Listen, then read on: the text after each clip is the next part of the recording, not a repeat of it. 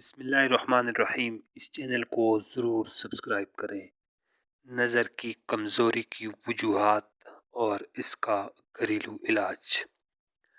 عام طور پر بینائی کی کمزوری کی کئی وجوہات ہو سکتی ہیں۔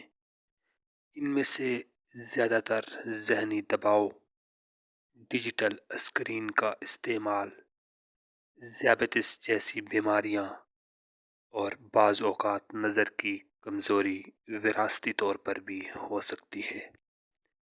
نظر کی کمزوری کا گھریلو علاج: بادام 100 گرام، سونف 100 گرام، سفید مرچ 25 گرام اور مصری 50 گرام پیس لیں اور سفوف بنا لیں۔